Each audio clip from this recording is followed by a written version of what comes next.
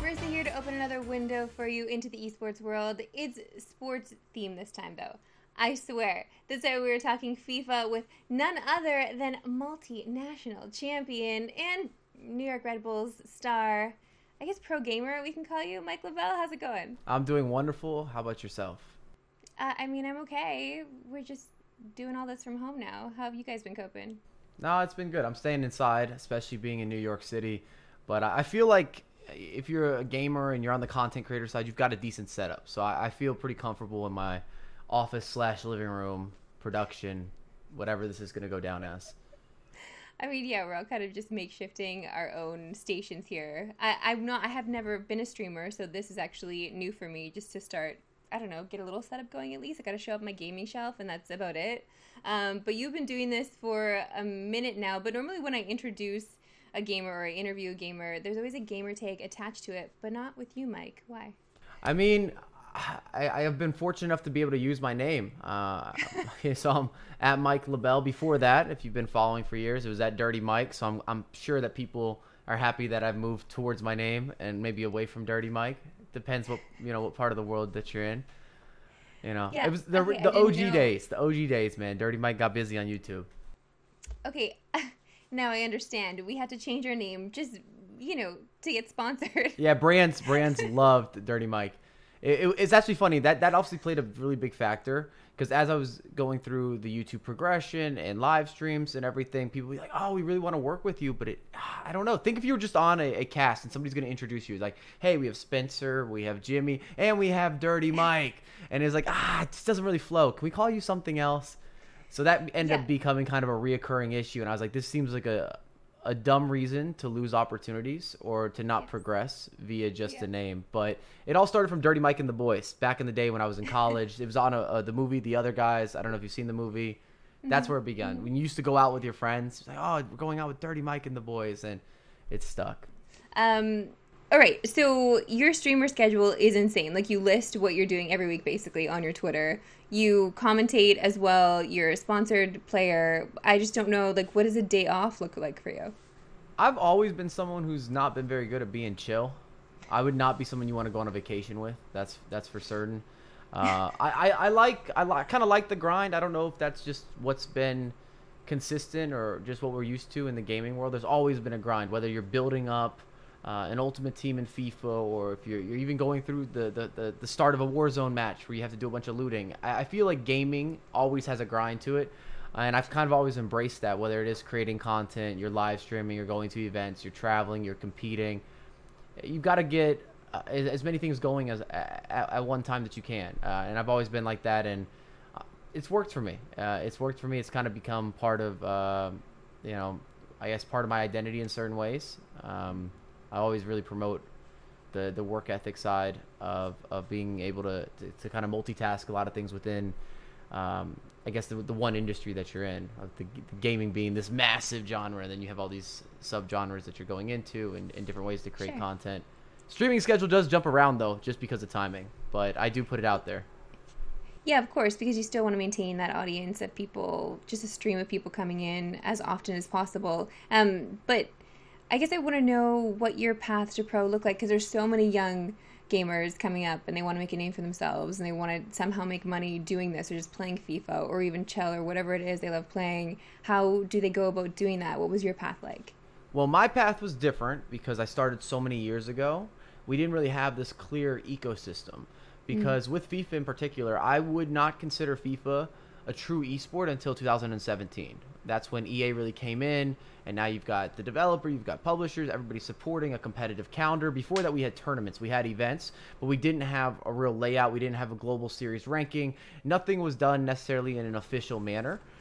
So now it's a lot more straightforward. And every single year, we have a bunch of new players that we're discussing, we're talking about, that go from absolutely unheard of, we don't know anything about them, to being a star, being top 10 or top 20 or top 30 in the world. So the landscape is a little more clear cut. It's about building your team, getting qualified, going to events, and then showing up and showing out. And of course, if you want to increase your leverage and your value for brands or for clubs, or just in general for your own personal brand, live streaming, YouTube content. What are you tweeting about? What are you doing? Let people know a little more about your life. But is that the path that you took? It was just you putting yourself out there, and then somehow, like, how does Red Bull find you? How do you become the face of the New York Red Bulls? Okay, so for me, my gaming path starts in 2006, 2007, over a decade ago. So I'm in that very grassroots. You're going to events. I remember winning events and losing money because I had to travel to the event, and it was just so grassroots, some of the small local lands. So the way that I kind of got on the Red Bull spectrum, I was still living in Houston at the time, and I was doing things with Red Bull locally every once in a while, and I've always been a big consumer of Red Bull. Like I've probably been drinking a Red Bull a day for almost a decade now as well. So well before anything. Sponsor shout out, let's go. Yeah, well before anything, I with sponsors at all or with branding, I was just a fan of the product. And they had the Neymar Junior 5, which is a 5-on-5 real life soccer tournament, and we won the qualifier in Houston to go to the national final. And that, I feel like, hit a lot more national news, at least internally with Red Bull, and things were starting to already happen with eMLS. So all these things were happening at once, and then I had gone to New York for another event that I was booked out for. I met with a lot of people at New York Red Bulls. We got on really well, and we saw a similar vision in terms of what's happening with esports, the progression of gaming and esports, how that kind of fits into traditional sports, and where we have this really beautiful parallel, talking about creating new fans and so forth and so on. And that's kind of how I got my start with the New York Red Bulls, and it's been great since then. Best club in the MLS. If you ever get a chance to go out to a match, obviously not right now, highly recommend it. Your stadium experience, second to none. Yeah, I mean, you also commentate as well. So how does that balance work? You play in a tournament, but you're also commentating it, or is there a separation there and you do not play whenever you're commentating? I'm not playing when I'm commentating. And at the New York Red Bulls, we signed a second player, where his main focus with George Adamu, and he's been fantastic thus far, has been going to tournaments, winning tournaments, which also allows me then to be a bigger figure for some of the competitive progression, where you see me as a host, a presenter, a commentator, an analyst, depending what the event looks like. And that's what you're doing now with this eMLS tournament happening this weekend, right? Right. So what's happening now is we have the it's eMLS tournament special, which is going out on Fox, 7 p.m. to 9 p.m. You should definitely be tuning in. It's good material. Get your popcorn out. What's basically happening, though, is that we have eMLS players, and they've teamed up with a real MLS player from that club. So now they're a partnership, but it's not 2v2 necessarily. It's 1v1, but in two legs. So you'd have MLS player versus MLS player, eMLS player versus eMLS player, and they add up the aggregate scores, and it's over those two matches. And it's been a really entertaining. Everybody has their face cams out. There's back and forth. There's trash talk, good vibes, good energy. And at the end of the day, it's all about raising money for charity. The winner, it's going to be a donation on behalf of that, from that club, which is fantastic. Yeah. Yeah. Of course, I want to know a little bit of the tea with the actual MLS players playing FIFA. Are they good? How did they get selected to be part of this tournament? How they got selected is a great question. I'd like to know. I'm assuming it's something from the club submitting players. I don't know how that process went down, but I will say this as a little bit of a light spoiler. Some are really good. Some are not so much. You're going to have both levels of players, where guys are really committed and playing the weekend league, and then other guys that look like they just came off a Warzone matchup with their friends and they just turned on FIFA. I always watch these professional gamers play their particular game, right? And I've only really ever, I know you mentioned Warzone, but I only really see you playing FIFA. Like, you're a FIFA bro, you've been playing FIFA for a minute, you're very good at it, obviously. But I feel like those skills also translate to other games. So when are we going to see you play in a Chell tourney? Well, I have played a couple NHL tournaments, actually. When Virgin Gaming was doing these really big NHL events to go with FIFA and to go with Madden, I qualified for a couple of those, and I played them. I did all right. I think I went. These are world events. They were open to the everyone. Everyone was able to fly in from anywhere. I'd say the majority of the top talent was coming from Canada, but I think I did best. I did a top 32 at one of the Virgin Gaming events, which I was really happy with, because I'm not necessarily an NHL guy. Like, I learned all about NHL via the game, because I grew up in Houston, it was not a big thing there from a cultural perspective. I didn't even know where I could go ice skate, for example. I was like, I don't even know where to pull up. Like, how do I get better at this? Like, it just was not in that realm at all. And I think a lot of people could say that probably about even FIFA. People learn sometimes about the football clubs or the soccer clubs, just depending where you're at, from playing the game. But I had a great time with NHL, and I think it's one of the most underrated titles in general. And there's certain skill sets that carry over. If you're good at a sports game, a lot of the micromanaging of players, a lot of the games have offsides, how you tackle, how you sit back, you have kind of a bait and switch. There's some similarities. So if you're really good at one, you could probably be good at another. It's not going to be an instant transition. It doesn't necessarily work like that, but you could work your way in. You can get used to it.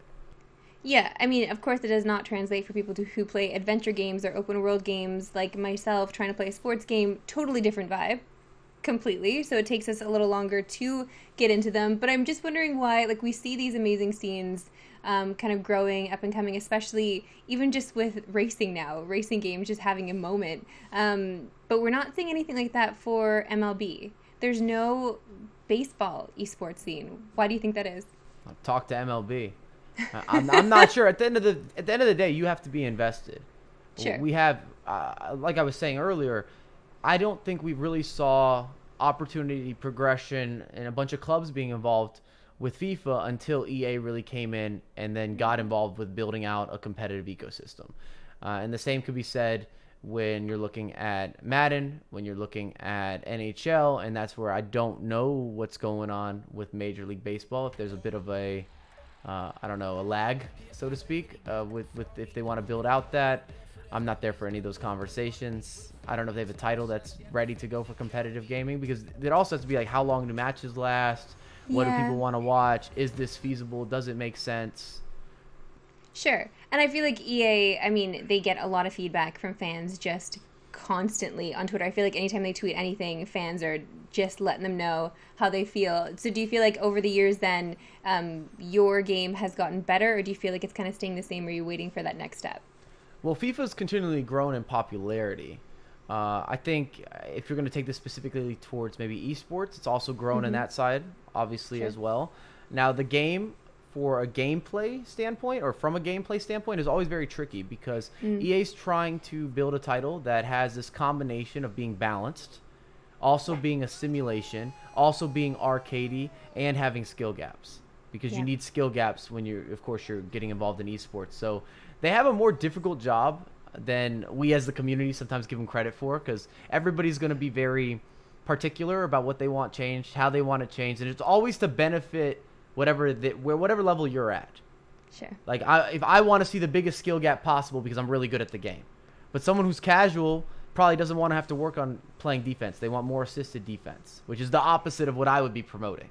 So it really depends where you fall in the equation of level of commitment to playing FIFA.